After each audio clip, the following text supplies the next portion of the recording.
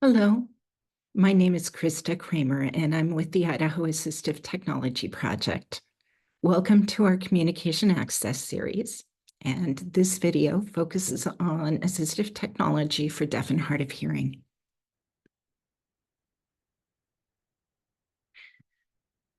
Hearing assistive technology falls into four basic categories. There are the tools for amplification, such as assistive listening systems. There are tools for captioning. There are telecommunications options to make sure that telephone calls and video calls are accessible. And there are alerting systems designed to let people with hearing loss be aware of what's happening in their environment. Other reasonable accommodations for hearing loss might be sign language interpreting, or writing notes back and forth, or using plain language if the person doesn't have good reading skills. Modifications of policies and procedures might also help make your environment, your business, your practice, or your facility more accessible and fully inclusive for folks with hearing loss. When you're working with someone who is deaf or hard of hearing, ask what accommodations the individual prefers. Be careful about your assumptions. Not all people who are deaf know sign language. Not all people who are blind know Braille. Only 30% of English is visible on the lips. So anyone who is benefiting from lip reading still would be missing 70% of what's being said, and they're having to guess what you're talking about based on what they know about the context and whatever they might be able to pick up in spite of their hearing loss. Louder doesn't necessarily make information clearer. It might just make the static louder. Language deprivation may impact an individual's literacy level. Hearing loss may impact their sense of safety and their behavioral responses. A lot of people don't like to have their desk turned such that their back is at the door because people sneak up and startle them. And don't make assumptions about someone's intelligence based on their speech patterns.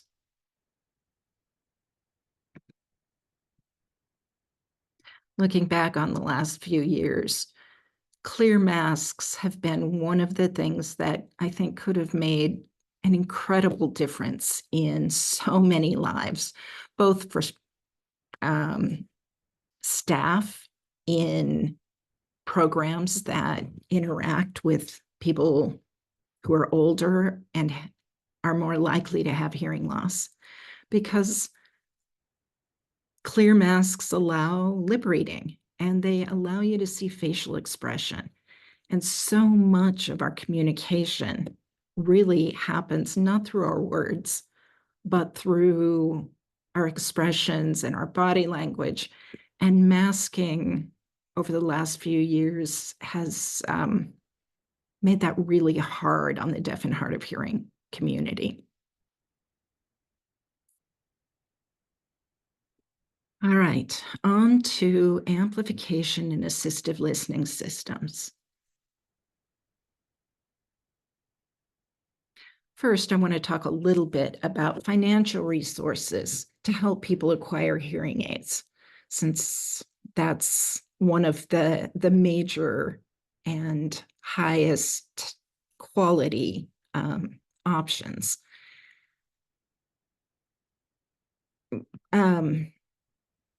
Recently, there has been increased insurance coverage more and more policies are including at least some coverage for hearing aids. In the state of Idaho, there are also special needs plans for people who are eligible for both Medicare and Medicaid that include coverage for hearing aids. And those plans are available through either Molina or Blue Cross, depending on which county you live in. But it's something to check out if you're looking for a way to purchase hearing aids. The state also has an alternative financing program through the Idaho Assistive Technology Project. And historically, probably 90% of that low interest financing was used to help people finance hearing aids. So if you're interested in more information about that, my contact information is at the end of this presentation. There are also some low-income programs and foundations that help people to access hearing aids. Programs like Help America Hear and the Starkey Hearing Aid Foundation. Also, vocational rehabilitation can be an option to get hearing aids if they're needed for employment.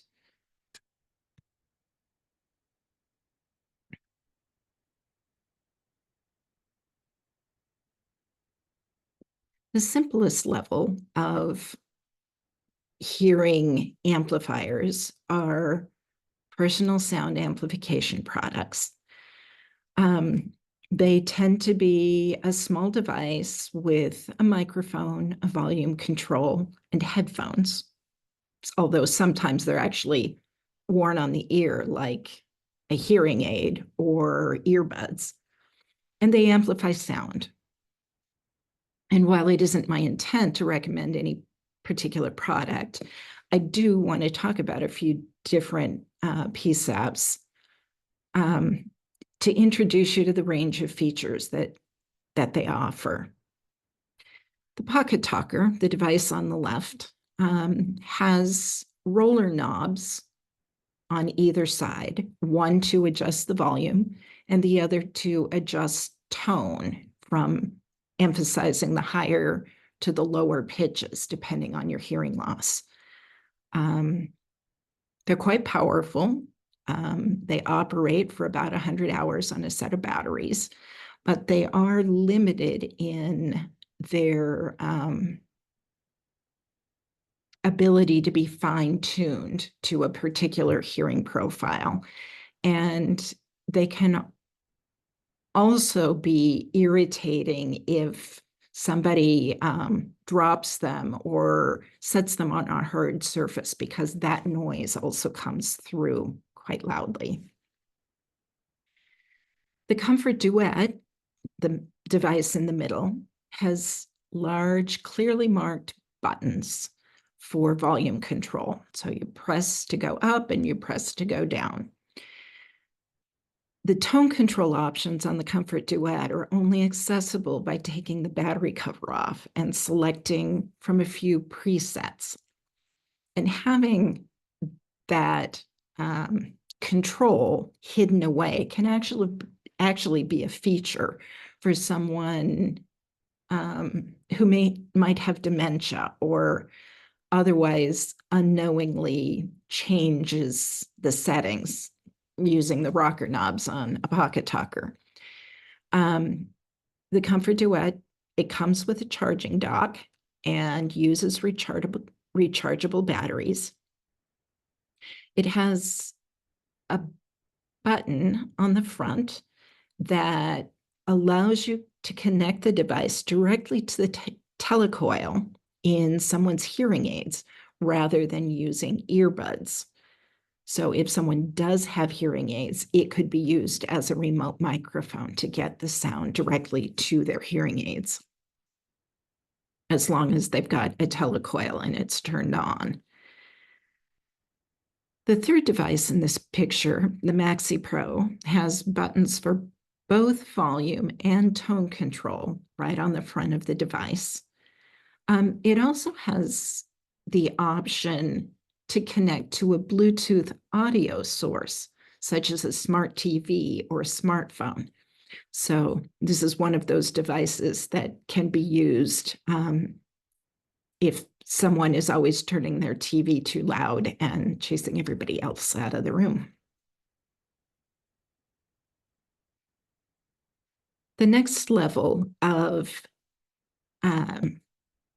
hearing assistance devices are listening systems that have both a transmitter and a receiver. So they're not wired together. These are the kinds of systems that are often used in classrooms or in public venues or in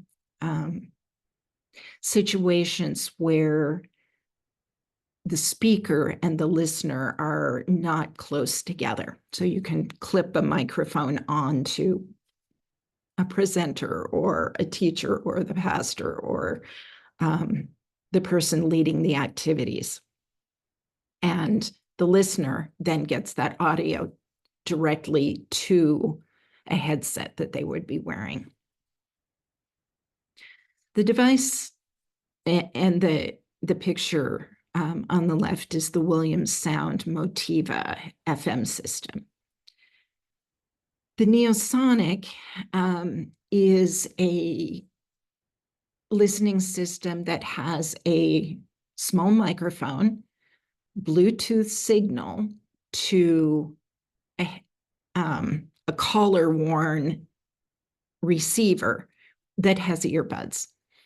And it's a relatively inexpensive system.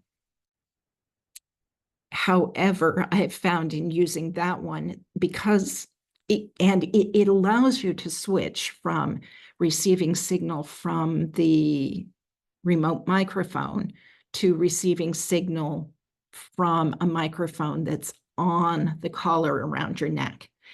And I've noticed that it picks up the listener's voice very loudly, and that can be one of its drawbacks. Another of the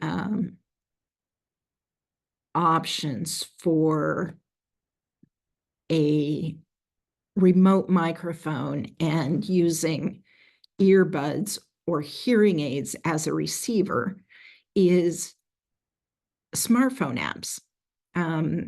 Live Listen on an Apple device and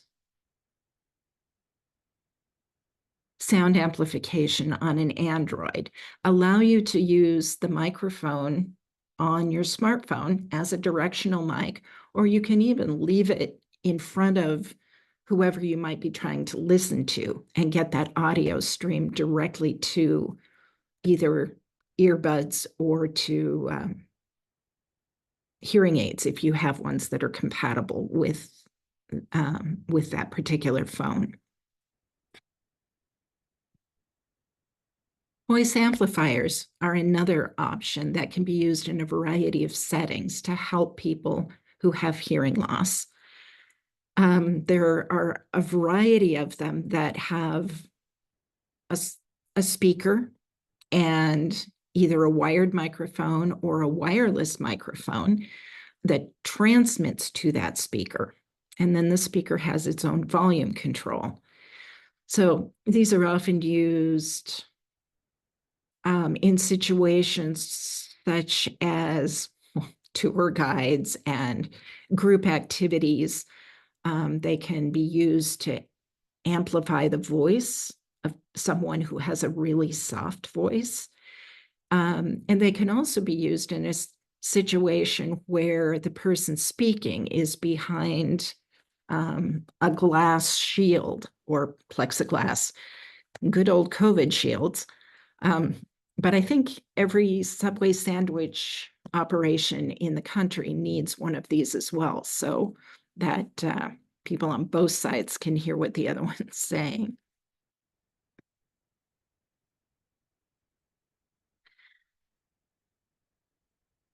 Live Listen is the new feature on an iPhone that allows you to connect your phone directly to either a very limited set of headphones or to your MiFi compatible hearing aids.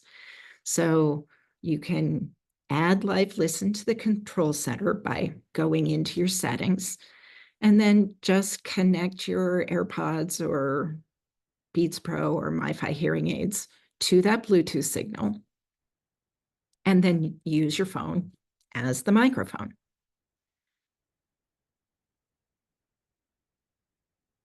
There are also TV listening systems, ideal for reducing the TV volume wars that chase too many roommates and spouses out of the room. The goal of a TV listening system is that it brings the audio to the hard of hearing person rather than just making audio loud throughout the room. And that can be done by headphones or speakers placed across the room next to the hard of hearing person. This is a set called the chair speaker, which actually just sits on either side of the back of someone's comfy chair, and so that the audio is really close to their ears and therefore sounds louder to them without it being that loud for everyone else. There are also options for, instead of using a television across the room, such as in a long-term care facility, of using a smart device that can be up close to the individual and, again, may use Bluetooth or wired headphones. But rather than cranking the volume to get it across the room and across all of the background noise, having a device that's close up and easy to handle can be beneficial in a lot of situations. Writing and captioning is one of the next assistive technologies for people with hearing loss. Writing notes is one of the easiest and most basic methods of communicating in situations where someone can't hear you. It can be effective communication if the message is short and not complex, and if the deaf or hard of hearing individual has the vision and the literacy skills to understand what's being written, and the communication partner has the time and patience to keep writing long enough to convey all the information that they would normally say in the same situation. But in complex situations, writing notes is probably not sufficient. Doctor's appointments, care meetings, activities, church services, and lots of other situations are where a sign language interpreter may be the accommodation needed to give a culturally deaf person full access, or an oral interpreter, whichever that particular deaf individual is accustomed to.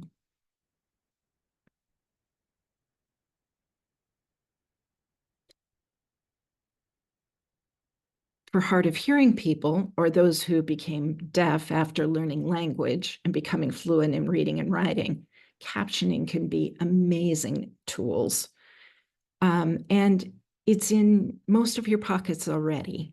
If you've got a smartphone, or if the person has access to a tablet, You can turn on either Google Live Transcribe on Android or live captions on iOS devices, or you can use third-party apps such as Otter Meeting Notes or Ava, which is an app that uses multiple people's smartphones as their individual mics so that you would know who in a meeting was talking and what they said, and it would all print out for you, sort of like a text-to-speech chat, so that the hearing impaired person would be fully included. And there's also real-time captioning now available on almost all of the video calling platforms.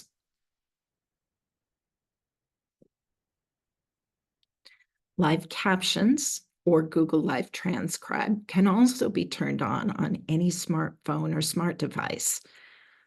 Use your phone as that real-time captioning device. You can capture conversations that way, or you can capture audio that's coming through your device, including captioned phone calls and captioned videos. And now we're moving into the realm of augmented reality captioning. There are more and more products showing up on the market that have glasses or a wearable screen of some kind that actually projects real-time captions in front of your eyes. Last year, Gallaudet University and AT&T teamed up to build an augmented reality football helmet for their football teams, and allowed Gallaudet University football players who, because Gallaudet is sort of the university for people who are deaf and hard of hearing, allows them full access to what's being said from their coach directly to their helmets.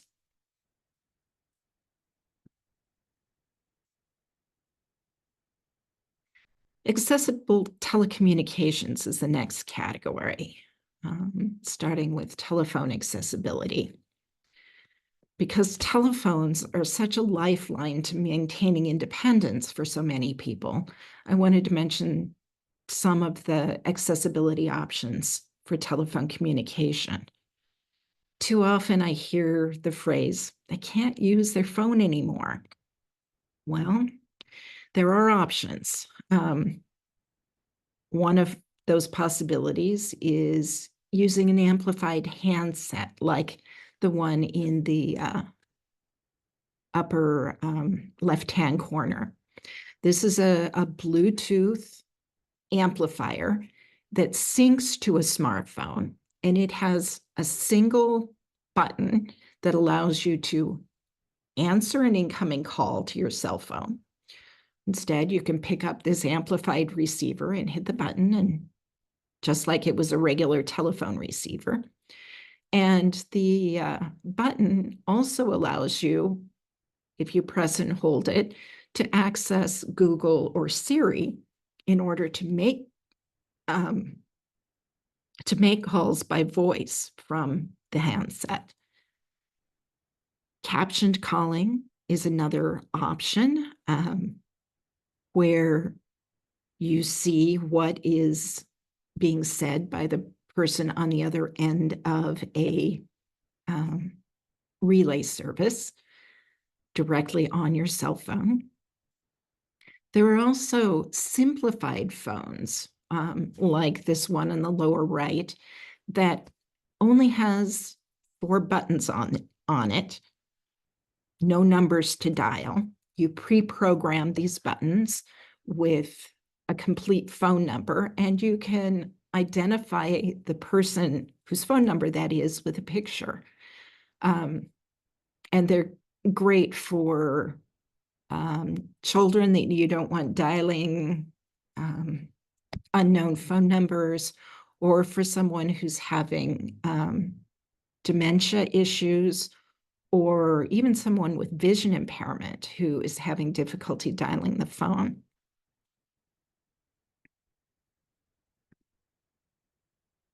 There are also a number of simplified interfaces for telephone and video calling. The VTech photo handset also allows you to pre-program 4 buttons on the handset, giving a person the ability to make outgoing calls to those 4 people or to answer the phone. And that's a landline version. There are also options for simplifying the interface of a smartphone, such as Big Launcher on Android. Just in the last few months, Apple has also released a simplified interface called Assistive Access, which actually creates a simplified interface where you can only access certain apps, and it's in a password protected zone on the phone. GrandPads are a device that became very popular during COVID, designed for seniors with a simplified interface and the goal of making video calling as simple as possible.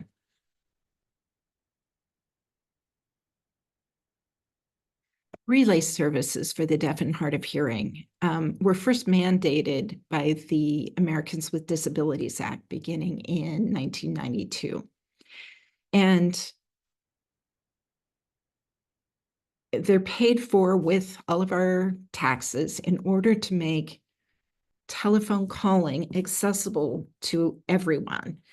Originally, it was designed as a way for the deaf community who, up until that point, had to type in English to a person who also had a TTY machine, and they would type back and forth over the phone line. And that was the only way that they could communicate at a distance. And the relay service created a communication assistant, like a telephone operator who could be contacted with a TTY, and they would make the call to the hearing person that the deaf person wanted to talk to. And the deaf person would type, and the communication assistant would voice that message to the person on the other end of the call. That person would speak to the communication assistant, and then the assistant would type the information back to the deaf person. And then there were some permutations of that where you could speak your own message, but get the response through a TTY, or you could hear the message, but if you couldn't speak, you could type your message back through a TTY. And that progressed a little further. And then about 2005 was the point in time when the internet became fast enough for real-time video to be manageable. And so video relay services became a game changer for the signing deaf community.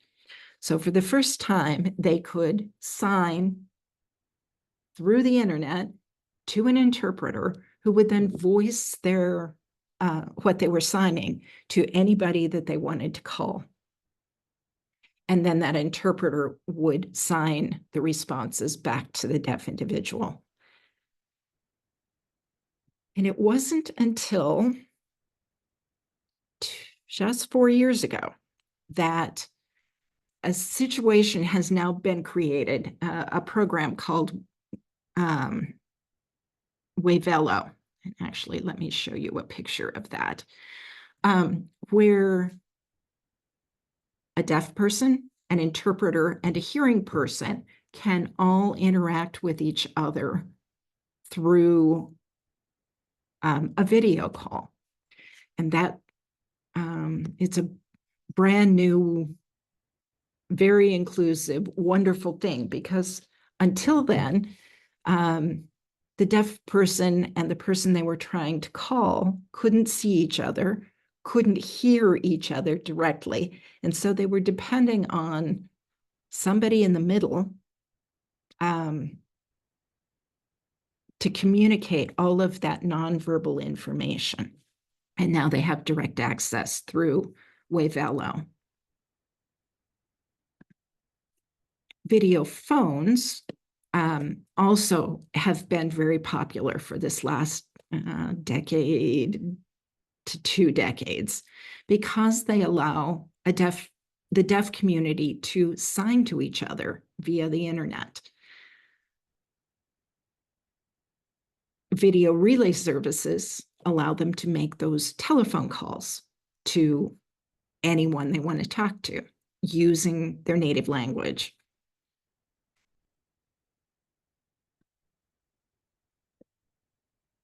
Another very recent telecommunications option is there are some streaming services that now have not only captions, but have a setting called Dialogue Boost, which we've been waiting for decades. Dialogue Boost allows you to adjust the volume of the dialogue so that you can hear it over all of the background sound on a television program. Pretty exciting. It's only been available since about April of last year. And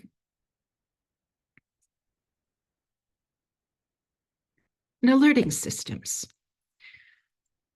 When you're deaf or hard of hearing, part of your safety depends on your ability to know what's happening in your environment. And there are a whole range of alerting systems that translate auditory information into either amplified or tactile or visual notifications. Some of those alerting systems are for fire alarms, some for alarm clocks, some to give you reminders, two-way pagers. The pager with the buttons on the lower right is actually designed for people who are both deaf and blind. Gives you vibrating information about whether someone just rang your doorbell, or whether the baby's crying, or whether the telephone's ringing, or whether your smoke detector's going off. And sound recognition settings in smartphones are another of those new features that allows your smart device to listen for environmental sounds like running water, or the dog barking, and you can set which settings you want it to alert you to in the environment.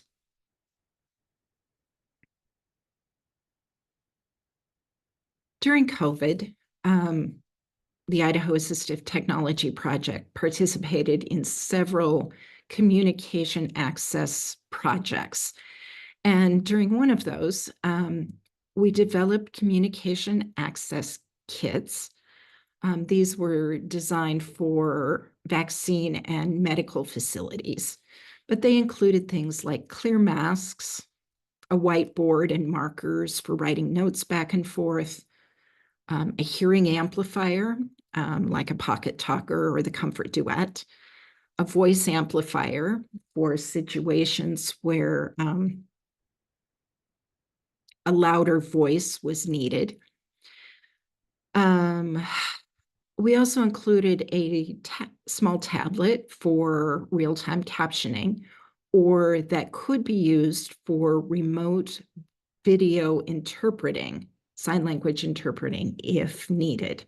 That can be done over the internet. The kits also included a lighted handheld magnifier and a signature card to help people with vision impairments access written materials and sign paperwork. They also included a communication board, which that particular one had a variety of COVID-related symbol supports to help medical providers figure out what kinds of symptoms someone might be experiencing or what their communication needs are. The kits also included signage if to be put at the front desk or wherever the appropriate person was to ask for assistance with communication or even language translation if needed. And for more information on any of these devices or the communication access programs we worked on, you can scan this QR code or go to the website that's listed, or give us a call at 1-800-432-8324 at the Idaho Assistive Technology Project.